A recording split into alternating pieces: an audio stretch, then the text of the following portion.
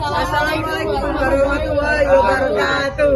Kami dari kelompok 5 akan mempresentasikan tentang pertumbuhan ekonomi. Sebelumnya perkenalkan, nama saya Nila Irsa Daulia.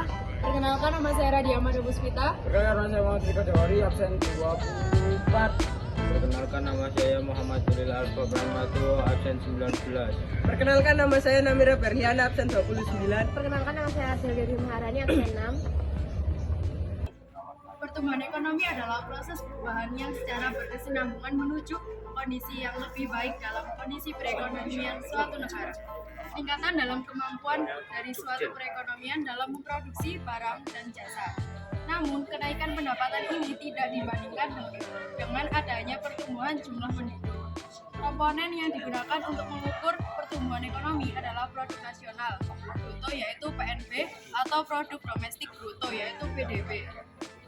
Teori klasik. Teori pertumbuhan ekonomi klasik beranggapan bahwa suatu negara akan mengalami penurunan pertumbuhan ekonomi seiring bertambahnya populasi serta sumber daya yang semakin terbatas. Teori Adam Smith. Pertumbuhan ekonomi bertumbuh pada peningkatan populasi yang berdampak pada bertambahnya output dan hasil. Teori David Ricardo. Pertumbuhan ekonomi penduduk yang besar dapat berdampak pada kelebihan tenaga kerja sehingga upah yang diberikan akan menurun. Menjelaskan faktor pertumbuhan ekonomi negara dapat stabil dengan 3 komponen penting, yaitu tenaga kerja, modal, dan teknologi. Teori Joseph Schumpeter. Ekonomi suatu negara dapat cepat jika pengusaha menciptakan inovasi dan membuat kombinasi baru terkait proses produksi hingga investasi bisnisnya. Teori Robert F. Solow. Pertumbuhan penduduk bisa berdampak positif dan negatif, maka kondisi tersebut harus dimanfaatkan sebagai sumber daya yang produktif. Teori pertumbuhan ekonomi historis fokus melihat proses perkembangan ekonomi dari tahap proses sejarah hingga industri dari masyarakat dunia yang memiliki tingkat konsumsi yang tinggi. Teori Friedrich Ries.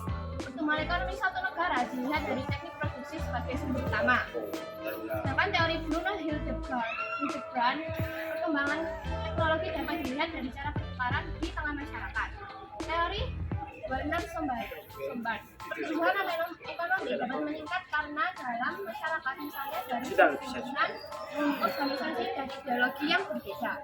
Pertumbuhan ekonomi modern. Masyarakat tradisional yaitu tahap di mana kegiatan produksi masih sederhana hanya untuk memenuhi kebutuhan hidup sendiri. Lepas landas. Tahap di mana masyarakat memperkuat dan mendorong pertumbuhan ekonomi. Lepas landas tahap pertumbuhan ekonomi secara luas dengan melakukan investasi efektif dan tabungan produktif. Dorongan menuju kedewasaan yaitu tahap perekonomian tumbuh secara terakhir. Konsumsi tinggi yaitu tahap di mana sektor industri merupakan sektor yang memimpin. Pertumbuhan ekonomi suatu negara dapat diukur dengan membandingkan Gross National Product (GNP) dan Gross Domestic Product (GDP) pada tahunnya sedang berjalan dengan tahun sebelumnya. Sedangkan menurut Todaro dan Smith 2004 terdapat 3 faktor: akumulasi modal, capital accumulation, pertumbuhan penduduk, growth in population, kemajuan teknologi, technological progress.